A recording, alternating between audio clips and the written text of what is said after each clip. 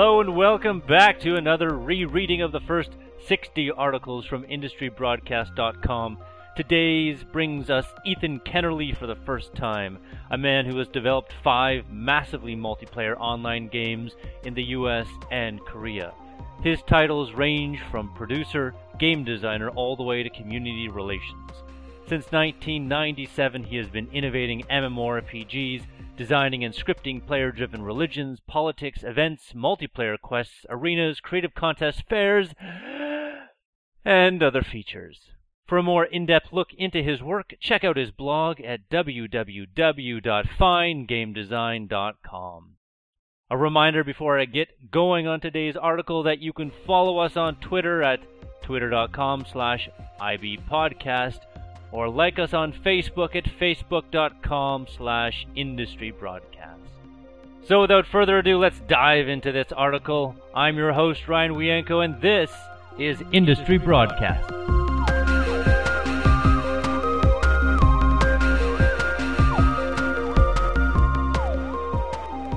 Fun is Fine.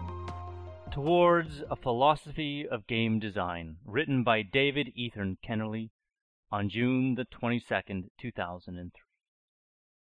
What is the sound of one hand designing? I quote Tetsuya Nomura, Final Fantasy character designer, when he said, "Do not mistake yourself for an artist. Our goal is to create newer and more fun games. Art is not our goal." The entertainment versus art debate flares perennially. These participants may be having fun, but the dichotomy is uniquely inappropriate to games. For example, among MMORPGs, to Jessica Mulligan, fun subsumes art, whereas to Ralph Koster, art subsumes entertainment. I will challenge the dichotomy itself that crafting fun is the art of the game. To paraphrase Stephen King, put your game design desk in the corner to remind yourself every day that art supports life, not the other way around. By the end of this article, we may disentangle the faulty dichotomy. After reconsidering what we think we know about games, fun, and art, we may come to discover that Nomura and Kostikyan are correct. If you were to write a 7 lively arts for the 21st century, the form you'd have to mention first is clearly games, to quote Greg Kostikyan. To begin disentangling, we need to come to terms with the game as a unique medium. Unfortunately, as similar as the two media are, the differences are real and compelling, and the superficial similarities can actually make people less effective in new game-oriented roles, says Warren Spector. Games are not like other forms of art. To define a game, if it uses points, has players, and rules, it's a game. Of course, a game may be part of a service, or a world, or a community, too. To keep a game, as I use the term here, from being confused with all other disciplines that game theory has been applied to, economics, psychology, politics, empirical analysis, call it a parlor game if the reader must. But Joe and Jane at the checkout counter call it a game. As the sound designer for The Lord of the Rings, The Two Towers video game wrote, "It is unproductive to think of games as interactive movies, although many people tend to think of games in those terms. Let's be clear, games and films are different media. The techniques, processes, and skills involved in the creation of each are unique and not interchangeable.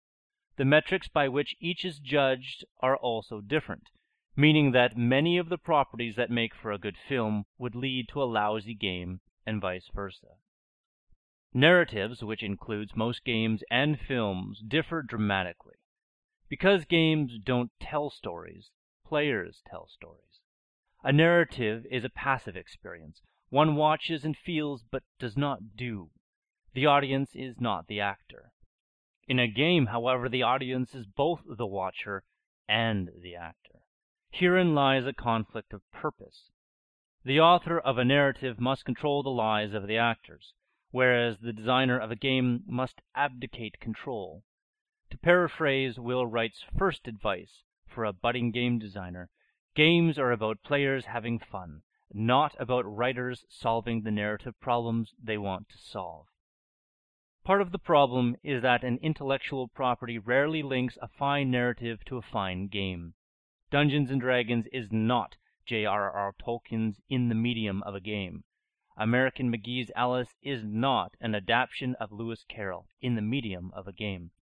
Go, or Eleusis, which are puzzling, logical, and playfully deep, offer better comparisons to Lewis Carroll. Rainer Knizia came close with his cooperative board game of Lord of the Rings, which retains the spirit of the novel, but still, Lord of the Rings is more of a novelty than a fine game. Many game-movie crossovers such as Wing Commander or Mario Brothers failed, and so did movie games such as Atari's E.T. or Braveheart. Their lessons satisfy an audience for a movie, a player for a game. A bleak road lies before one who seeks a movie experience in a game or vice versa, although the fine game evokes something powerful inside the willing player. Just don't look for J.R.R. Tolkien or Lewis Carroll in a game. He's not there. Equally, there's no Rainer Knizia, Sid Sackson, or Harold S. Vanderbilt of narratives. A game designer can borrow inspiration from another medium, but not techniques or values. For example, being inspired by the pace in a movie is far from learning how to pace a game from studying the pace in a movie. When I successfully borrowed from other art forms, it's only in inspiration.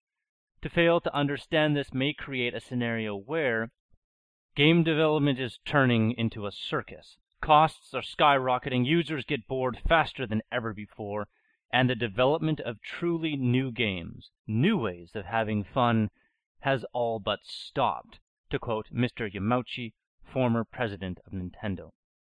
A fine game does not resemble any other medium's fine art.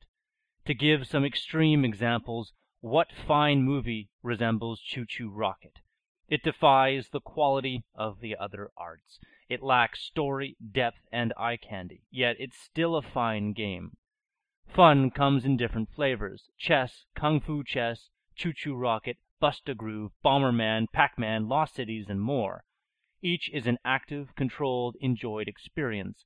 The player makes things happen. Understanding these varieties of fun expands the scope of a fine game. As we shall see, the game designer should subordinate other qualities of the game to the qualities of fun itself. From the point of view of fun. To paraphrase Oscar Wilde, from the point of view of fun, the type of all the arts is the art of a game designer. When discussing the art of game design, fun is the yardstick, not the realism, not the novelty, not narration, not philosophy, not impressive technology, nor visual quality. Let's define the term. Fun, like many common words, is overloaded with various meanings. In Korean, the same word describes having fun as being entertained and being interested. Americans often combine some of those words too. Bear with me if mine varies from the conventional. I mean not the fun of watching an explosion on screen as in a movie, but the fun of creating an explosion on screen as in a game. I mean active, controlled fun. As Patricia Marks Greenfeld wrote, "We were unanimous in preferring the games to television. They were also unanimous about the reason: active control." So fun, from here and now, is the enjoyment where you directly impact the outcome at every move. I use the term fun as Sid Meier, Will Wright, Tetsuya Nomura, and Yamauchi did, which excludes non-interactive experiences.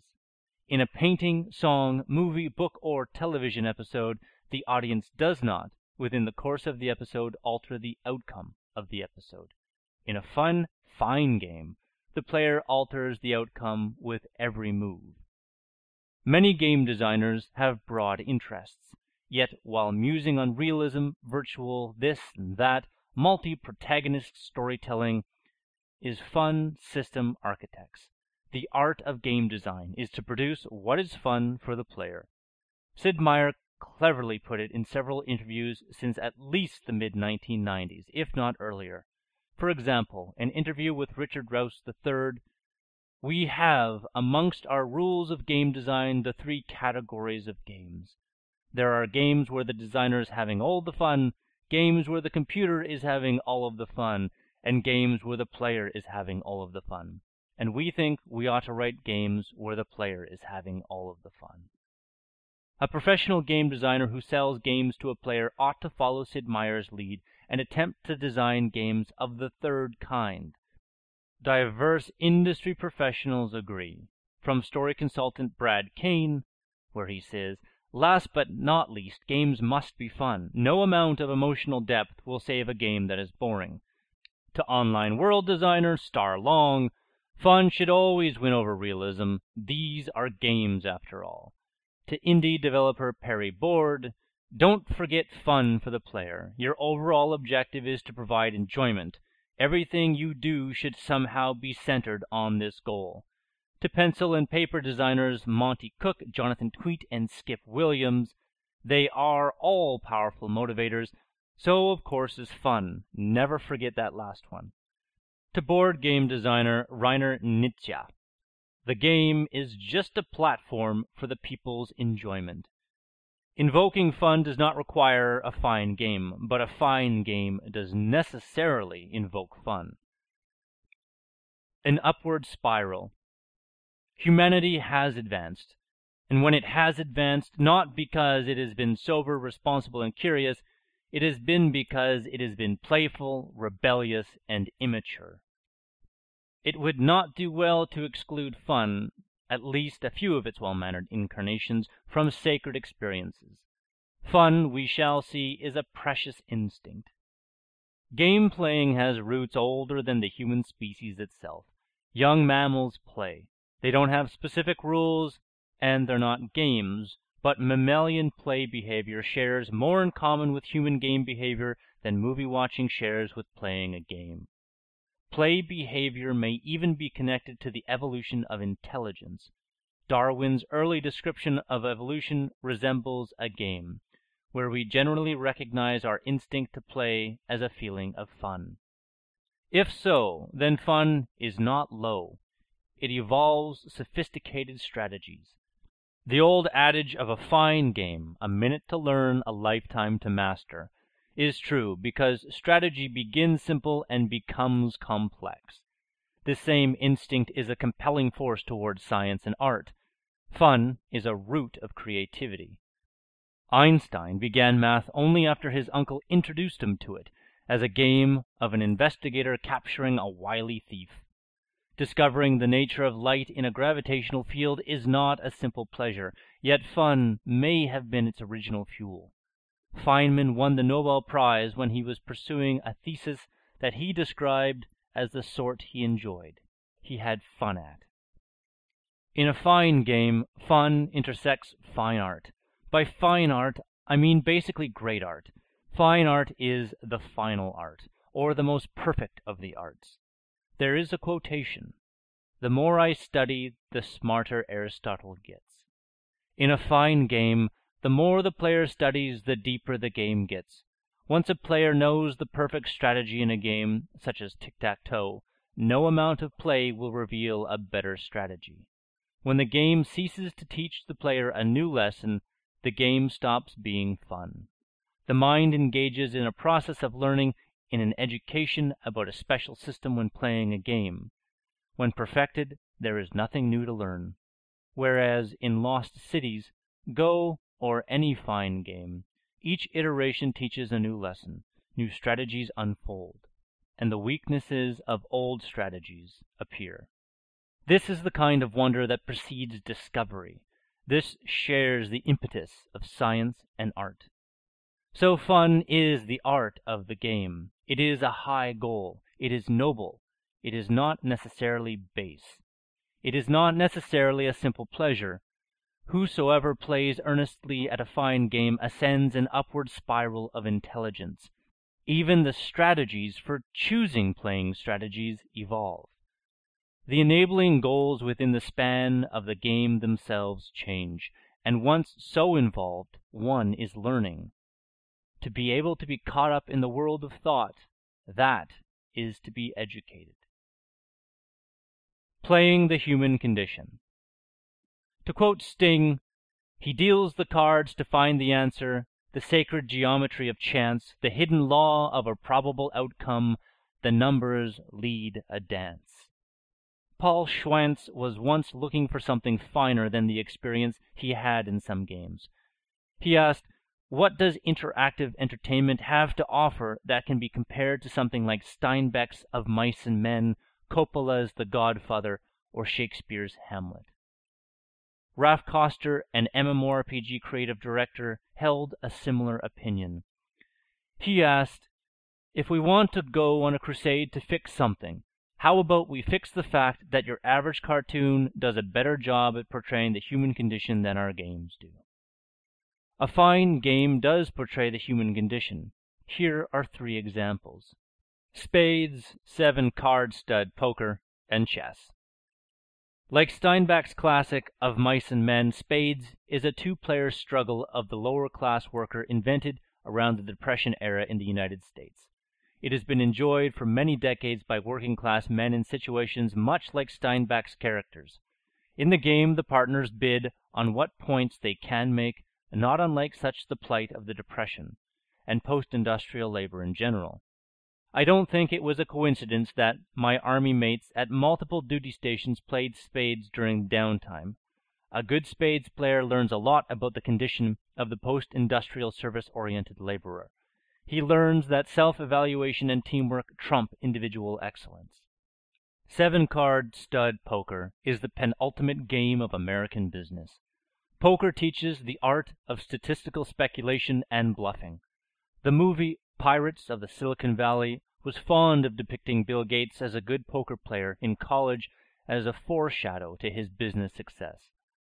Hamlet and chess share equal footing. In playing chess, one realizes much about the state of feudal and post-feudal politics. Human life exists in freedom of movement. Each player gradually negotiates with each move for freedom of movement of their principle. Bishops are bound to devour members of their own dogma, be it black or white, while the plight of the majority, the pawn, is that he has the least freedom movement of them all. The musician Sting hinted at a perspective on a game from which to gain insight into the human condition. One who goes beyond the narrative media's mindset may watch the numbers lead to the dance. Sessions of Civilization, Sid Meier, chess, Go, Settlers of Catan, and diplomacy have included Holocaust, murder, power addiction, territorial threats, and economic depression. To those inclined to perceive, the fine game reveals the hidden laws of probable outcome. A fine game gives insight to the human condition. If you believe the world resembles a game and all of us are players, our moves are finite, our consequences irreversible. And that wraps it up for article number 25 from IndustryBroadcast.com. Reminder to follow us on Twitter at /IB podcast and Facebook at /IndustryBroadcast. My name is Ryan Wianko signing off, and happy once again to be bringing the collective insight of the gaming industry to your ears.